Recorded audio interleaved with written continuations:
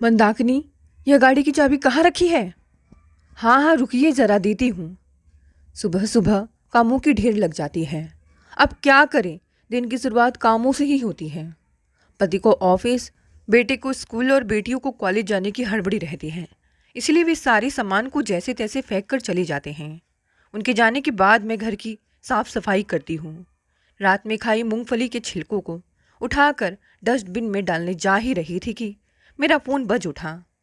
सुबह सुबह घर के इतने सारे काम, ऊपर से ये मोबाइल कंपनी वाले लेटेस्ट गानों की सुविधाओं के साथ फ़ोन कर कर के परेशान कर देते हैं। मैंने थोड़े गुस्से से फ़ोन पर नज़र डाली तो गुस्सा जले कपूर की तरह उड़ गया। फ़ोन बड़ी ननंद का था। मन में थोड़ा सा डर समा गया कि क्या बात हो गई। जो दीदी ने इतनी सुबह फ़ोन किया, वे ज़्यादातर फ़ोन दोपहर में करती हैं। हाँ प्रणाम दीदी, सब ठीक तो है? नहीं मंदाकिनी, कुछ ठीक नहीं है। क्यों, क्या हुआ? मैं घबरा गई कि कहीं कोई बुरी खबर सुनने को ना मिले, क्योंकि ज़्यादातर दिल दहला देने वाली खबरें सुबह ही मालूम पड़ती हैं। खैर, दीदी बताने लगी, देखो ना मंदाकिनी, प्राची की तबीयत खराब है। उसकी सहेली बता रही थी कि वह रात रात भर जगी रहती है। पूछने पर कहती है कि उसे नींद ही नहीं आती है, बेचैनी होती है। अच्छा दीदी, उसे कब से ऐसा हो रहा है? 2-3 महीनों से। दीदी सुबक पड़ी। अरे दीदी, आप रोती क्यों हैं? मैं हूं ना, मैं आज उससे मिल लूँगी। कह मैंने घड़ी देखी, 9 बज रहे थे। अब तो वह कॉलेज चली गई होगी। आप चिंता ना कीजिए दीदी, शाम को उससे मिलकर मैं आपको फ़ोन करूँगी। चाय नाश्ता किया आपने? नहीं, अभी तक आप भूखी हैं? जाइए नाश्ता कीजिए। मैं भी सारे काम करके नहाने जा रही हूँ, टेंशन ना लीजिए। कह मैंने फ़ोन बंद कर दिया। घर के काम करने के साथ प्राची मेरे दिमाग में घूमने लगी। अच्छी भली लड़की को यह क्या हो गया? हमारी सभी रिश्तेदारों के बच्चों में वह सबसे तेज तर्रार है। पढ़ने लिखने खेल कूद सब में अव्वल। अभी वह इंजीनियरिंग के प्रथम वर्ष में है। हमेशा अपने बेटे और दोनों बेटियों को उससे कुछ सीख लेने की बात कहती हूँ, पर वे तीनों बहरे हो जाते हैं। मैं उन पर हर महीने 8-10 हज़ार रुपये खर्च करती हूँ। दोपहर में दाल चावल बनाकर सत्तू की पूरियाँ और चने की सब्जी बनाई ताकि प्राची भी खा ले। उसे सत्तू की पूरियाँ बहुत पसंद हैं। हॉस्टल में यह सब कहाँ मिलता है। मैंने फ़ोन करके उसे अपने आने का प्रोग्राम नहीं बताया। एक तरह से उसे सरप्राइज़ देना था। घर बंद करके चाबी बगल वाली आंटी को दे दी। पति और बच्चों के पास फ़ोन कर दिया। हॉस्टल शहर से 28 किलोमीटर दूर है। वहाँ जाने में 2 बसें बदलनी पड़ती हैं। बस के भरने में घंटों लग जाते हैं। यही कारण था कि मैं प्राची से मिलने जल्दी नहीं जाती थी। करीब 4 बजे मैं हॉस्टल पहुँची। लड़कियाँ ट्यूशन के लिए जा रही थीं। नमस्ते मामी जी। प्राची की सहेली नव्या मुस्कुराई। खुश रहो बेटा। प्राची कहाँ है? अपने कमरे में है। अच्छा, कहकर मैं वार्डन सरला के केबिन में चली गई। रजिस्टर में साइन कर सीढ़ियाँ चढ़ प्राची के कमरे में दाखिल हुई। देखा लाइट बंद थी। वह छत पर टकटकी लगाए पलंग पर लेटी थी। मैं दबे पाँव पीछे से उसके पास आई और उसकी आंखों को अपने हाथों से ढक दिया। कौन है? वह हड़बड़ाई। पहचानो? अरे मामी जी आप। आवाज़ पहचान कर उसके सूखे अधरों पर मुस्कान फैल गई। उसने लाइट जलाई। मैं पलंग पर बैठ गई। मेरे हाथों में उसके आंसू लग गए थे। रो रही थी क्या? नहीं तो। उसने आंखें पोंछ लीं। मैंने उसे ध्यान से देखा। सूखे फूल की तरह मुरझा गई थी वह। आंखें लाल थी, बाल भी बिखरे थे। क्या हो गया है तुम्हें? बिल्कुल मरियल दिख रही हो। सुबह में दीदी मतलब तुम्हारी मम्मी का फ़ोन आया कि तुम्हारी तबीयत खराब है। तुम मेरे पास चली आती या अपने घर चली जाती। डॉक्टर को दिखाया? क्या बोला? दवा ले रही हो? एक ही बार में मैंने सवालों की झड़ी लगा दी। अरे मामी, मैं ठीक हूँ, आप परेशान ना होइए। रुकिए, आपके लिए चाय लाती हूँ। प्राची अपने हल्के भूरे बालों को समेटते हुए पलंग से उतरने लगी। मैं चाय पी कर आई हूँ, कहीं मत जा। तुम्हारे लिए सत्तू की पूरियाँ लाई हूँ, खा लो। मैंने उसे लंच बॉक्स पकड़ाया, यह सोच कर कि अभी वह खा लेगी। जैसे पहले मेरे सामने ही निकाल कर खाती और मेरी तारीफ़ करती कि मामी जी, आप कितना अच्छा खाना बनाती हैं। साथ में यह फरमाइश भी करती कि अगली बार गुजिया लाना। मैं भी उसकी फरमाइश पूरी करती। पर यह क्या, बाद में खा लूँगी कहकर उसने लंच बॉक्स बगल के स्टूल पर रख दिया। लंच बॉक्स रखते हुए एक किताब नीचे गिर गई। किताब के अंदर रखी दवा फर्श पर बिखर गई। मैंने उसे झट से उठा लिया। यह तो नींद की दवा है, क्या तुम्हें नींद नहीं आती? मैंने उसकी आंखों में झांकते हुए पूछा। वह नज़रें नहीं मिला पाई। ऐसी कोई बात नहीं है, आप बैठिए ना, मैं चाय लेकर आ रही हूँ। तुम पियोगी? नहीं, तो बस मेरे पास बैठो, मुझे जल्दी निकलना होगा। पढ़ाई लिखाई कैसी चल रही है? कुछ खास नहीं। पता नहीं क्यों प्राची मुझसे नज़रें मिलाकर बातें नहीं कर रहे थे। मैं जब इससे पहले मिलने आती थी तो चहक कर मुझसे मिलती, एक दोस्त की तरह हॉस्टल और सहेलियों की हर छोटी बड़ी बातें मुझसे शेयर करती। शुरू से ही यह मेरे करीब रही और मैं भी उसे उतना ही प्यार करती हूँ। पर पता नहीं क्यों आज का माहौल कुछ बदला बदला था। वह जवाब देकर चुप हो जाती, लगता कहीं खोई हुई है। उसे देखने से ही पता चल रहा था कि हो ना हो ऐसी वैसी ज़रूर कोई बात है, पर इसके दिल की बात जानूं कैसे, समझ में नहीं आ रहा था। तभी उसकी रूम पार्टनर नव्या आ गई। मामी जी, इसे साथ ले जाइए, रात भर कमरे में टहलती रहती है। पूछने पर कहती है कि नींद नहीं आती, बेचैनी होती है। मैंने ही इसे नींद की दवा खाने को कहा। ढंग से खाना नहीं खाती, पढ़ना लिखना भी पूरी तरह से ठप कर बैठी है। लग रहा है इसे लवेरिया हो गया है, कह नव्या हंसी। चुप नव्या, जो मुंह में आ रहा है बकती जा रही है। प्राची का चेहरा तमतमा गया। अरे मुझसे नहीं, कम से कम मामी जी से उस लवर का नाम बता दे, ताकि इस लगन में ये तेरा बेड़ा पार करवा दे। हंसते हुए नव्या बैडमिंटन लेकर बाहर निकल गई। मैं मुस्कुरा पड़ी। इडियट कहीं की, प्राची भुन भुन आई। शायद यही बात हो।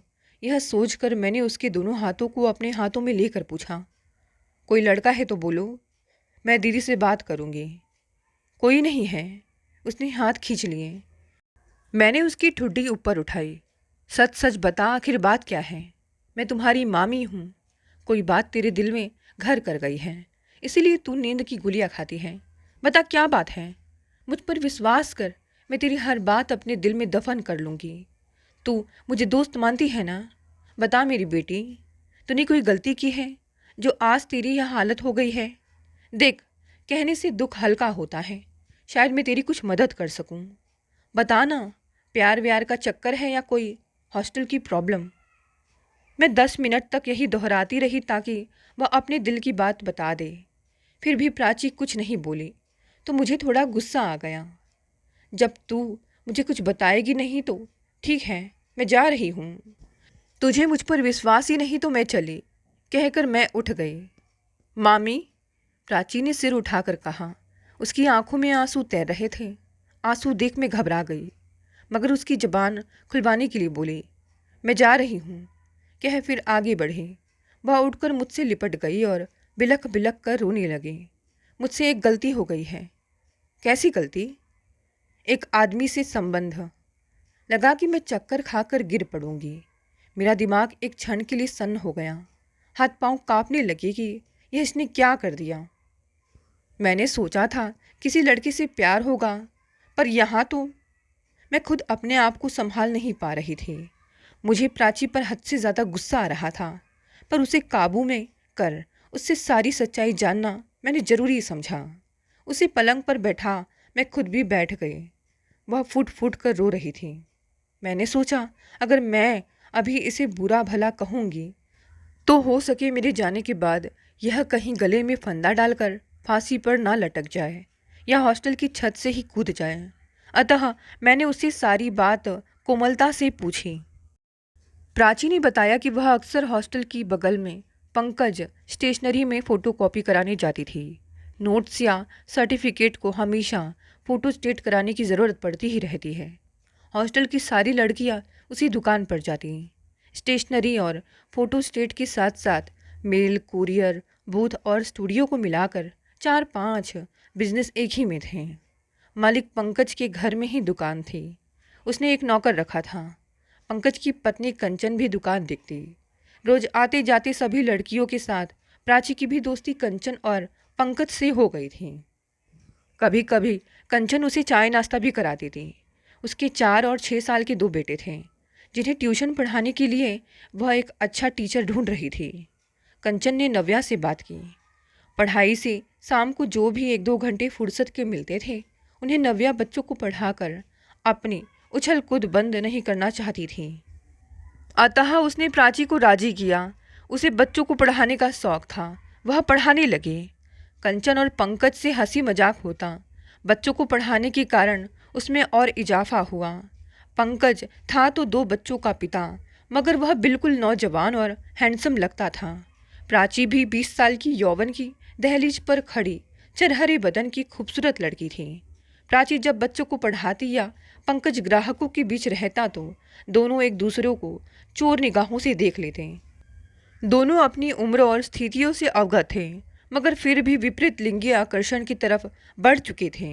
एक दिन अचानक कंचन के पास फ़ोन आया कि उसकी माँ की तबीयत बहुत ख़राब है, हॉस्पिटल में एडमिट है। वह घबराई सी छोटे बेटे को लेकर अकेले ही मायके चली गई।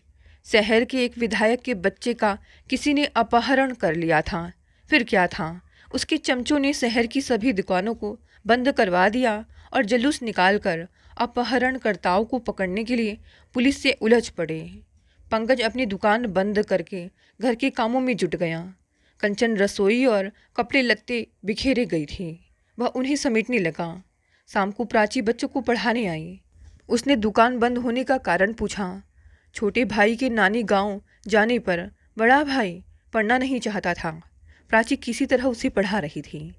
पंकज चाय लेकर आया। लो प्राची, चाय पियो। दीदी कब आएंगी? कप लेते हुए प्राची की उंगलियां पंकज से छू गई। दिल धड़क गया उसका। कल परसों तक आ जाएंगी। पंकज वहीं बैठकर खुद भी चाय पीने लगा। चाय बहुत अच्छी है, प्राची मुस्कुराए। शुक्र है आप जैसी मैडम को मेरी बनाई चाय अच्छी लगी, नहीं तो। पंकज हंसा।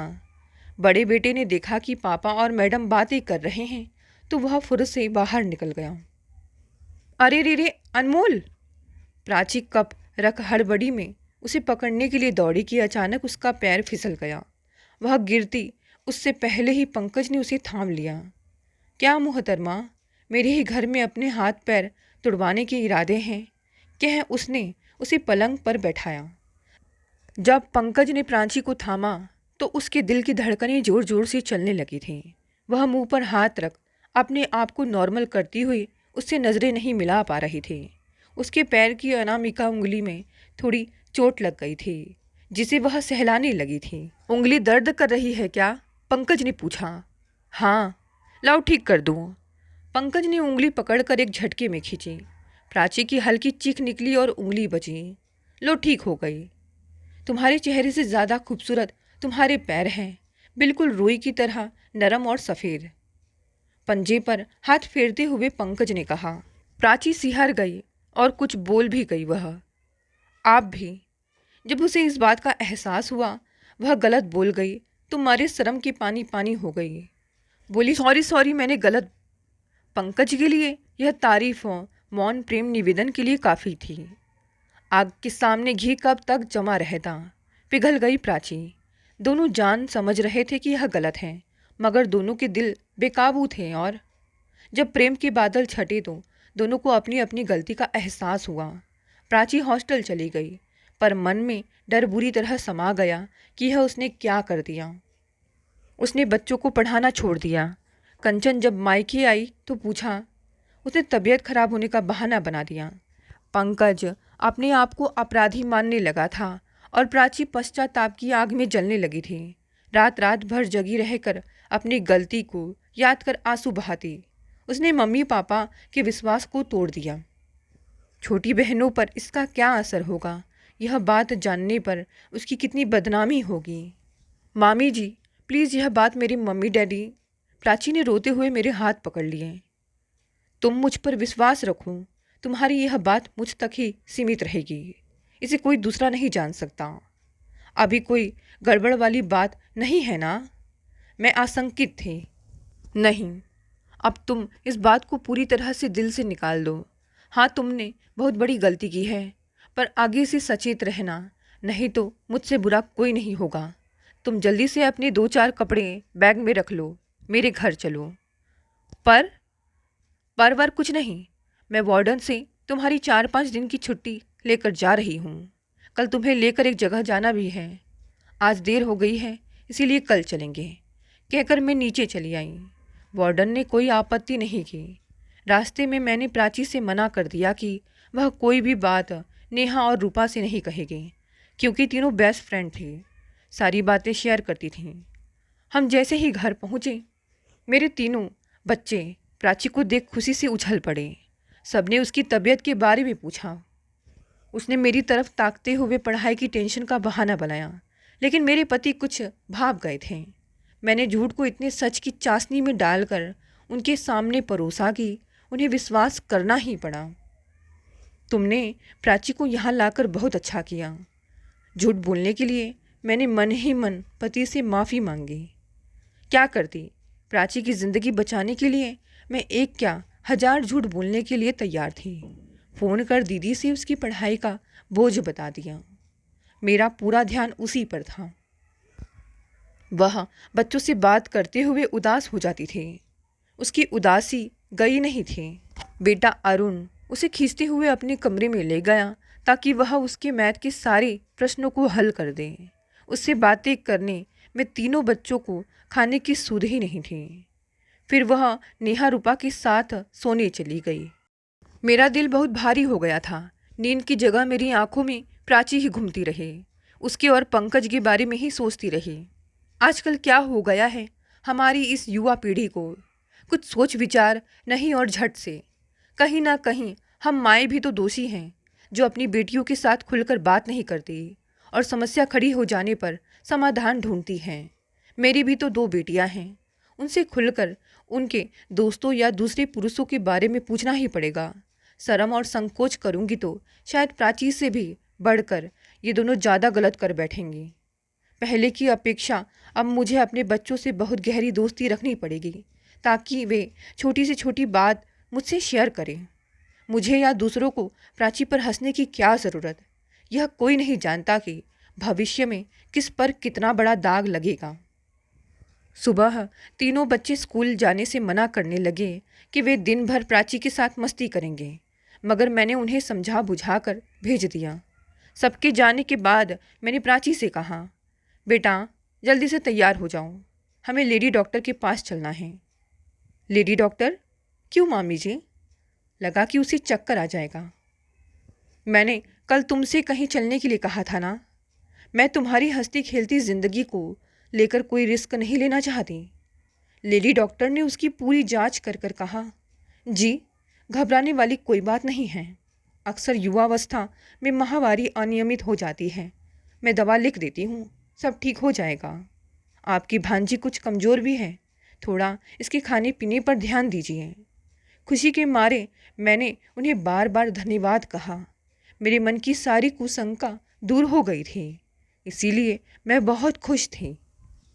रास्ते में मैंने प्राची की पसंद के पर्स और जूते खरीदे, उसे होटल में खाना खिलाया, उसकी मनपसंद चॉकलेट आइसक्रीम खिलाई। मैं उस बुरी घटना से उसका पीछा छुड़ाने का प्रयास कर रही थी। वह भी अब खुश लग रही थी। खूब सारी शॉपिंग कर हम घर पहुँचे। अचानक प्राची मेरे गले से झूल गई। थैंक्स मामी जी। आपसे कल बात करने से लेकर अब तक मैं बहुत हल्की लग रही हूँ।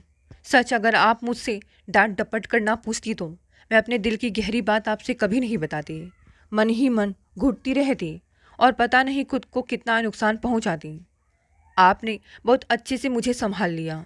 आज मैं तनाव मुक्त महसूस कर रही हूँ, मगर कभी कभी मुझे खुद पर गुस्सा आ रहा है, या यूँ कहिए अभी भी मैं अपने आप को बहुत बड़ा गुनहगार मान रही हूँ। कहते कहते उसकी आंखें नम हो गई। बेटा, तूने गलती तो बहुत बड़ी की है, जो माफ़ी के काबिल नहीं है। फिर भी तुझे उस गलती का एहसास है, पश्चाताप हो रहा है, यह बहुत बड़ी बात है। हाँ, एक बात और। ठीक है, तुम्हारी नादानी से यह सब हो गया, मगर उसी बात को लेकर हरदम दुख के सागर में डूबे रहना, उदास परेशान रहना, यह गलत है। भविष्य में ऐसी गलती ना हो, बस इतना ध्यान रखना।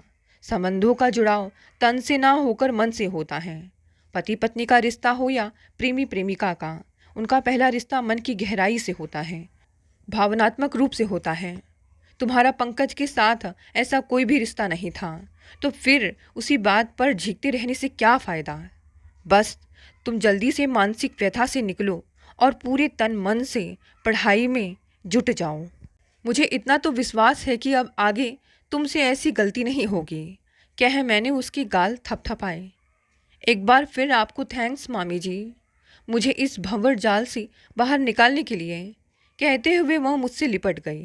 तभी उसका मोबाइल बजा। हाय मम्मा, मेरी बीमारी तो मामी जी ने चुटकी बजाते ही ठीक कर दी। प्यार से मेरी तरफ ताकते हुए प्राची की खनकदार हंसी पूरे घर में गूंज गई। दोस्तों, नीतू सुदीप्ति नित्या जी द्वारा लिखित यह कहानी आपको कैसी लगी? चलिए साथ पढ़ते हैं आज की दूसरी कहानी। आज रवि बहुत खुश भी था और बेचैन भी। दरअसल रवि किसी का इंतज़ार कर रहा था। हाथ में चाय की कप लिए बालकनी में बैठा रवि बेसब्री से अपनी दोनों बेटियों का इंतज़ार कर रहा था। आज वह उन्हें अपनी होने वाली पत्नी रेखा से मिलवाना चाहता था। कल वह रेखा से शादी करने वाला था। वह रेखा की तरफ प्यार भरी नज़रों से देखने लगा। उसे रेखा बहुत ही सुलझी हुई और खूबसूरत लगती थी। रेखा के लंबे स्ट्रेट बाल, आंखों में शरारत, दूध सा गोरा सा रंग और चाल ढाल और बात व्यवहार में झलकता आत्मविश्वास। रेखा के आगे विमला उसे बहुत साधारण लगती थी। वह एक घरेलू महिला थी। विमला से रवि की अरेंज मैरिज हुई थी। शुरू में रवि विमला से भी प्यार करता था, पर रवि की महत्वाकांक्षाएं काफ़ी ऊंची थी। उसने अपने करियर में तेजी से छलांग मारी। वह आगे बढ़ता गया और विमला पीछे छूटती गई। रवि ने शहर बदला, नौकरी बदली और इसके साथ ही उसकी पसंद भी बदल गई। नई कंपनी में उसे रेखा का साथ मिला। तब उसे समझ आया कि उसे तो एक बला की खूबसूरत लड़की अपना जीवन साथी बनाने को आतुर है, और कहाँ वह गवार विमला के साथ बंधा पड़ा है। बस यहीं से उसका रवैया विमला के प्रति बदल गया था और 1 साल के अंदर ही उसने खुद को विमला से आज़ाद कर लिया था। पर वह अपनी दोनों बेटियों के मोह से आज़ाद नहीं हो सका था। दोनों बेटियों में अभी भी उसकी जान बसती थी। उसने रेखा को अपने बारे में सब कुछ बता दिया था और अब दोनों कोर्ट मैरिज कर हमेशा के लिए एक दूसरे के होने वाले थे। पर इससे पहले रेखा ने ही इच्छा जताई थी कि वह उसकी बेटियों से मिलना चाहती है, इसलिए दोनों बच्चियों से मिलने उनके स्कूल आए थे। रवि अक्सर स्कूल में ही अपनी बेटियों से मिला करता था। तभी 4 नन्ही नन्ही आँखों ने दरवाजे से अंदर झाँका तो रवि दौड़कर उनके पास पहुँचा और उन्हें सीने से लगा लिया। 10 साल की अंजू थोड़ी समझदार हो चुकी थी, जबकि 6 साल की मन्नू अभी नादान थी। रवि ने उन दोनों को रेखा से मिलवाते हुए कहा, देखो बच्चों, आज मैं आपको किन से मिलवाने वाला हूँ। ये कौन है? इनके बाल कितने सुंदर हैं।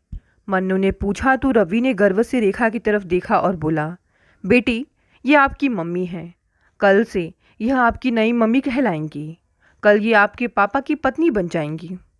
रेखा ने प्यार से बच्चों की तरफ हाथ बढ़ाया तो थोड़ा पीछे हटती हुई मन्नू ने पूछा, पर पापा, हमारी मम्मी तो हमारे पास ही है, फिर नई मम्मी की क्या ज़रूरत? पर बेटा, ये मम्मी ज़्यादा अच्छी है ना?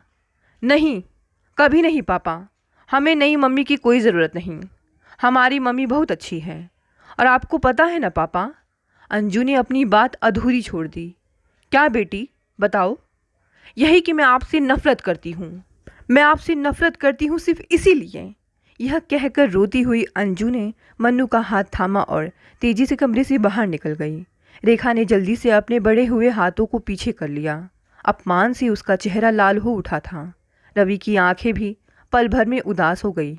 उसे लगा जैसे उसके दिल का एक बड़ा टुकड़ा आज टूट गया है। उसने रेखा की तरफ देखा और फिर आकर निढाल सा कुर्सी पर बैठ गया। उसने सोचा भी नहीं था कि उसकी अपनी बेटी उसे नफ़रत करने लगेगी। रेखा ने रूखी आवाज़ में कहा, चलो रवि, यहाँ रुककर कोई फ़ायदा नहीं। तुम्हारी बेटियाँ मुझे नहीं अपनाएंगी। लगता है तुम्हारी पत्नी ने पहले से ही उनके मन में मेरे खिलाफ जहर भर दिया है। रवि ने कुछ भी नहीं कहा। दोनों चुपचाप वापस चले गए। इधर विमला ने जब सुना कि उसका रवि दूसरी शादी करने वाला है तो वह और भी टूट गई। उसने तुरंत अपनी सास ममता देवी को फ़ोन लगाया। मम्मी, कल आपका बेटा नई बहू लेकर आ रहा है, मुबारक हो। आपकी ज़िंदगी में एक बार फिर बहू का सुख वापस आने वाला है। चुप कर बहू, तेरे सिवा मेरी ना कोई बहू है और ना कभी होगी। मैं शरीर से भले ही यहाँ हूँ, पर मेरा दिल अभी तेरे और तेरी दोनों बच्चियों के पास ही है। तू मेरी बेटी से बढ़कर है, तेरी जगह कोई नहीं ले सकता, समझी पगली? और जानती हूँ तू मेरी बेटी कब बनी थी। कब मम्मी? उस रात जब मुझे तेज बुखार था। रवि ने मेरी तरफ देखा भी नहीं, पर तूने रात भर जाग कर मुझे ठंडी पट्टियाँ लगाई थी, मेरी सेवा की थी। उसी रात मैंने तुझे अपनी बेटी मान लिया था। मम्मी, आपकी जैसी माँ पाकर मैं धन्य हो गई। आज मेरी माँ जिंदा होती तो वे भी आपका प्यार देखकर, कहते कहते वह रोने लगी तो सांस ने टोका। देख बेटी, मुझे माँ कहा है ना, फिर रोने धोने की क्या ज़रूरत। हमेशा मुस्कुराती रह मेरी बच्ची। अपने बेटे पर तो मेरा काबू नहीं, पर दुनिया की और किसी भी मुसीबत को तेरे पास भी नहीं फटकने दूंगी। जानती है यह बात? जी मम्मी। जब मेरे पति ने मुझे तलाक दिया था तब मेरे पास कोई नहीं था। मैं उनसे कोई सवाल भी नहीं कर सकी थी। तेरे गम को मैं समझ सकती हूँ। तलाक के बाद औरत मन से बिल्कुल अकेली रह जाती है, पर तू जरा भी चिंता ना कर। तेरे साथ हमेशा तेरी यह माँ रहेगी, तेरा मानसिक संबल बनकर। सांस की बातें सुन रोते रोते भी विमला के चेहरे पर मुस्कुराहट तैर गई। सांस की बातों से उसे बहुत सुकून मिला। आज वह अकेली नहीं, बल्कि सांस का सपोर्ट उसके साथ था। विमला के अपने माँ बाप पहले ही गुजर चुके थे। एक भाई था जो मुंबई में सेटल था। 3 बहनें थीं जिनका घर इसी शहर में था, पर चारों भाई बहनों ने उससे कन्नी काट ली थी। ऐसे में तलाक के बाद उसका और उसकी दोनों बच्चियों का संबल उसकी सांस ही थी, और यह उसके लिए बहुत बड़ा सहारा था। जब भी वह परेशान होती या अकेला महसूस करती तो सांस से बात कर लेती। विमला ने एक प्राइवेट कंपनी में नौकरी कर ली थी। शनिवार संडे उसकी छुट्टी होती थी। उस दिन ममता देवी जरूर आती, उसकी और अपनी पोतियों के साथ समय बिताती, उनकी हर समस्या का हल निकालती और फिर शाम तक अपने घर लौट जाती। इधर दूसरी शादी के बाद जब भी रवि ने अंजू और मन्नू से मिलना चाहा तो अंजू ने साफ इनकार कर दिया। अब उसे अपने पापा से बात करना भी पसंद नहीं था। उसने पापा के बिना जीना सीख लिया था और मन्नू को भी सिखा दिया था। वह उस पापा को कभी माफ़ नहीं कर पाई जिसने उसकी सीधी सादी माँ को छोड़कर किसी और के साथ शादी कर ली थी। वक्त इसी तरह निकलता गया। नई शादी से रवि को कोई संतान नहीं हुई थी। दिनों दिन रेखा के नखरे बढ़ते जा रहे थे। रवि का जीना मुहाल हो गया था। दोनों के बीच अक्सर झगड़े होने लगे थे। रेखा अक्सर घर से बाहर निकल जाती, रवि भी देर रात शराब पीकर घर लौटता। ममता देवी यह सब देख समझ रही थी, पर वह अपने बेटे के स्वार्थी रवैये से भी अच्छी तरह परिचित थी, इसलिए उन्हें बेटे पर तरस नहीं बल्कि गुस्सा आता था। ममता देवी को अक्सर वह समय याद आता जब पति से तलाक के बाद उनकी जिंदगी का एक ही मकसद था, और वह था रवि को पढ़ा लिखा कर काबिल बनाना। इसके लिए उन्होंने अपनी सारी शक्ति लगा दी थी।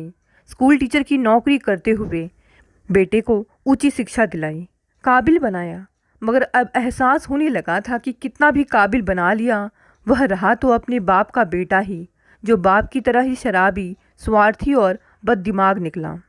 इधर ममता द्वारा विमला को अपनाने और हर जगह उसकी तारीफ किए जाने की वजह से नाते रिश्तेदारों का व्यवहार भी विमला के प्रति काफ़ी अच्छा बना रहा। रवि के चचेरे ममेरे भाई बहनों के घर कोई भी आयोजन होता तो विमला और उसकी बेटियों को परिवार के एक महत्वपूर्ण सदस्य की तरह आमंत्रित किया जाता और उनकी पूरी आवभगत की जाती। यही नहीं, रवि के विवाहित दोस्त भी विमला को अवश्य बुलाते। यह सब देखकर रवि और रेखा भुनभुनाते हुए घर लौटते। रेखा चिढ़कर कहती, देख लो, तुम्हारी रिश्तेदारी में हर जगह अभी भी मुझसे ज़्यादा विमला की पूछ होती है। लगता है जबरदस्ती मैं पहुंच गई हूँ। तुम्हारी माँ जब भी देखो विमला और उसकी बेटियों से ही चिपकी रहती है। रवि समझाने के लिहाज से कहता, बुरा तो मुझे भी लगता है, पर क्या करूँ रेखा, विमला के साथ मेरी बेटियाँ भी है ना, बस इसीलिए चुप रह जाता हूँ। एक दिन तो हद ही हो गई। रवि के एक दोस्त के बेटे की बर्थडे पार्टी थी। आयोजन बहुत शानदार रखा गया था। रवि के सभी दोस्त वहाँ मौजूद थे। रवि ने इधर उधर नजरें दौड़ाई। उसे विमला कहीं भी नजर नहीं आई। रवि ने चैन की सांस लेते हुए रेखा को कुहनी मारा और बोला, शुक्र है आज विमला नहीं है। रेखा मुस्कुराकर बच्चे को गिफ्ट देने लगी। तभी दरवाजे से विमला और उसकी दोनों बेटियों ने प्रवेश किया। विमला ने खूबसूरत सी बनारसी साड़ी पहन रखी थी और बाल खुले छोड़े थे। उसके आकर्षक व्यक्तित्व ने सबका ध्यान अपनी तरफ खींच लिया। रेखा जल भुन गई और रवि पर अपना गुस्सा निकालने लगी। कुछ देर बाद जब पार्टी उफान पर थी तो रवि किनारे खड़े अपने दोस्तों के ग्रुप को ज्वाइन करता हुआ बोला, यार ये थोड़ा अजीब लगता है कि तुम लोग अब तक हर आयोजन में विमला को जरूर बुला लेते हो। तुम लोग जानते हो ना कि मैं विमला से अलग हो चुका हूँ, अब उसे बुलाने की क्या ज़रूरत। एक दोस्त गुस्से में बोला, क्या बात कह दी यार, तू अलग हुआ है भाभी से, पर हम तो अलग नहीं हुए ना। उनसे हमारा जो रिश्ता था वह तो रहेगा ही ना।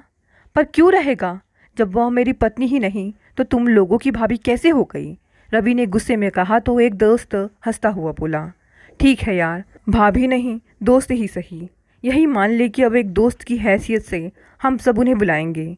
रही बात तेरी तो ठीक है, तेरी वर्तमान बीवी यानी रेखा को भी हम न्योता भेज दिया करेंगे, मगर विमला को नहीं छोड़ेंगे, समझा। इस बात पर काफ़ी देर तक उनके बीच तू मैं होती रही। रेखा पास खड़ी सब कुछ सुन रही थी। अंदर ही अंदर उसे विमला पर गुस्सा आ रहा था। उसे महसूस हो रहा था जैसे विमला उसकी खुशियों के आगे आकर खड़ी हो जाती है। रवि और उसके बीच कहीं ना कहीं विमला अब भी मौजूद है। घर लौटते समय भी पूरे रास्ते रेखा हमेशा की तरह रवि से लड़ती झगड़ती रही। एक दिन शनिवार को जब ममता देवी बहू और पोती के साथ थी तो दोपहर में उछलती कूदती अंजू घर में खुशी आते ही उसने माँ और दादी के पैर छुए। विमला ने खुशी की वजह पूछी तो अंजू खुशी से चिल्लाई, मम्मा मेडिकल में मेरे बहुत अच्छे नंबर आए हैं और मुझे यहाँ के सबसे बेहतरीन मेडिकल कॉलेज में दाखिला मिल रहा है। सच बेटी, दादी ने खुशी से पोती को गले लगा लिया, मगर विमला थोड़ी उदास स्वर में बोली, बेटा यहाँ दाखिले में और उसके बाद पढ़ाई में कुल खर्च लगभग कितना आएगा। अब अंजू भी सीरियस हो गई थी।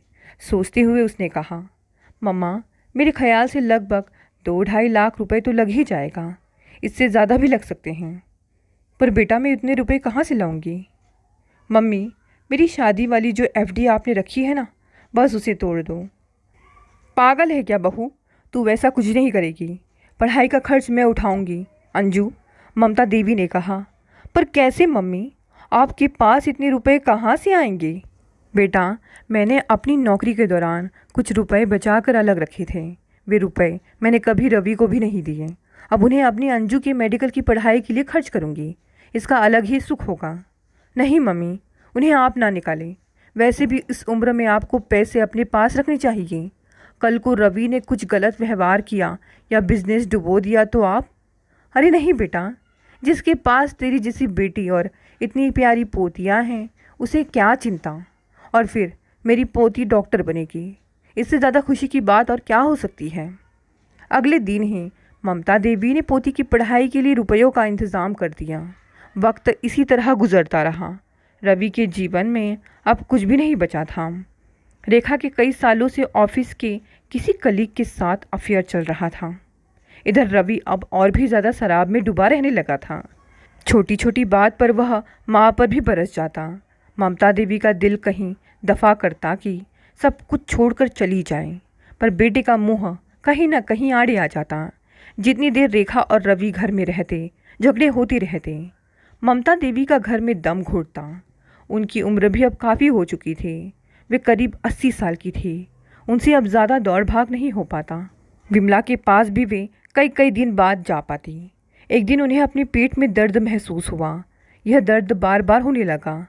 एक दिन ममता देवी ने बेटे से इसका जिक्र किया तो बेटे ने उपेक्षा से कहा, अरे माँ, तुमने कुछ उल्टा सीधा खा लिया होगा। वैसे भी इस उम्र में खाना मुश्किल से ही पचता है। पर बेटा यह दर्द कई दिनों से हो रहा है। कुछ नहीं माँ, गैस का दर्द होगा, तुम अजवाइन फाँक लो। कहकर रवि ऑफिस के लिए निकल गया। अगले दिन भी दर्द की वजह से ममता देवी ने खाना नहीं खाया, पर रवि को कोई परवाह नहीं थी। 2-3 दिनों बाद जब ममता देवी से रहा नहीं गया तो उन्होंने फ़ोन पर बहू विमला को यह बात बताई। विमला एकदम से घबरा गई। वह उस समय ऑफिस में थी। तुरंत बोली, मम्मी मैं अभी ऑफिस से छुट्टी लेकर आती हूँ, आपको डॉक्टर को दिखा दूँगी। अरे बेटा, ऑफिस छोड़कर क्यों आ रही है, कल दिखा देना। नहीं मम्मी, कल शनिवार है और वे डॉक्टर शनिवार को नहीं बैठते, मैं अभी आ रही हूँ। 1 घंटे के अंदर विमला आई और उन्हें हॉस्पिटल लेकर गई। बेटे और बहू के व्यवहार में अंतर देखकर उनका दिल भर आया। डॉक्टर ने ऊपरी जांच के बाद कुछ और टेस्ट कराने को लिख दिए। विमला ने फटाफट सारे टेस्ट कराए और जो बात निकलकर सामने आई वह किसी ने सोचा भी नहीं था। ममता देवी को पेट का कैंसर था। डॉक्टर ने साफ साफ बताया कि कैंसर अभी ज़्यादा नहीं फैला है, पर इस उम्र में ऑपरेशन करना ठीक नहीं रहेगा। कीमोथेरेपी और रेडिएशन से इलाज किया जा सकता है। विमला ने तुरंत अपने ऑफिस में 15 दिनों की छुट्टी की अर्जी डाल दी और सांस की तीमारदारी में जुट गई। अंजू ने भी अपने संपर्कों के द्वारा दादी का बेहतर इलाज कराना शुरू कर दिया। कीमोथेरेपी लंबी चलनी थी, सो विमला ने ऑफिस ज्वाइन कर लिया, मगर उसने कभी सांस को अकेला नहीं छोड़ा। उसकी दोनों बेटियों ने भी पूरा सहयोग दिया। रवि 1-2 बार माँ से मिलने आया, पर कुछ मदद की इच्छा भी नहीं जताई। विमला सांस को कुछ दिनों के लिए अपने घर ले आई और दिल से सेवा करती रही। अब ममता देवी की तबीयत में काफ़ी सुधार था। एक दिन उन्होंने विमला के सिर पर हाथ फेरते हुए कहा, बेटी मैं चाहती हूँ कि तू उस घर में वापस चले। विमला ने हैरानी से सांस की ओर देखते हुए कहा, आप यह क्या कह रही हैं मम्मी? आप जानती हो ना, अब मैं रवि के साथ कभी नहीं रह सकती। कुछ भी हो जाए मैं उसे माफ़ नहीं कर सकती। पर बेटा, मैंने कब कहा कि तुझे रवि के साथ रहना होगा? मैं तो बस यही चाहती हूँ कि तू अपने उस घर में वापस चले। पर वह मेरा घर कहाँ है मम्मी? वह तो रवि और रेखा का घर है, मैं उनके साथ? यह संभव नहीं मम्मी। बेटा, वह घर रवि का नहीं, तू भूल रही है। वह घर तेरे ददिया ससुर ने मेरे नाम किया था। उस 2 मंजिले खूबसूरत बड़े से घर को बहुत प्यार से बनवाया था उन्होंने, और अब उस घर को मैं तेरे नाम करना चाहती हूँ। नहीं मम्मी, इसकी कोई ज़रूरत नहीं है। रवि को रहने दो उस घर में। मैं अपने किराए के घर में खुश हूँ। तू खुश है, पर मैं खुश नहीं हूँ बेटा। मुझे अपने घर में रहने की इच्छा हो रही है, पर अपने बेटे के साथ नहीं, बल्कि तेरे साथ। मैं तेरे आगे हाथ जोड़ती हूँ, मुझे उस घर में ले चल, वही मेरी सेवा करना। उसी घर में मेरी पोतियों की बारात आएगी। मेरा यह सपना सच हो जाने दे बेटा। विमला की आंखें भीग गई। वह सांस की गले लगकर रोने लगी। सांस ने उसे चुप कराया और रवि को फ़ोन लगाया। बेटा, तू अपना कोई और ठिकाना ढूंढ ले, मेरा घर खाली कर दे। यह तू क्या कह रही है माँ? घर खाली कर दूँ? पर क्यों? क्योंकि अब उसमें मैं, विमला और अपनी पोतियों के साथ रहूँगी। अच्छा, तो विमला ने कान भरे हैं, भड़काया है तुम्हें? नहीं रवि, विमला ने कुछ नहीं कहा। यह तो मेरा कहना है। सालों तुझे उस घर में रखा, अब विमला को रखना चाहती हूँ। तुझे बुरा क्यों लग रहा है? यह तो होना ही था। इंसान जैसा करता है वैसा ही भरता है ना बेटे। तुम दोनों पति पत्नी तब तक अपने लिए कोई किराए का घर ढूंढ लो। और हाँ, थोड़ी जल्दी करना। इस रविवार मुझे विमला और पोतियों के साथ अपने घर में शिफ्ट होना है बेटे। अपना फैसला सुनाकर ममता देवी ने फ़ोन काट दिया और विमला की तरफ देखकर मुस्कुरा पड़ी।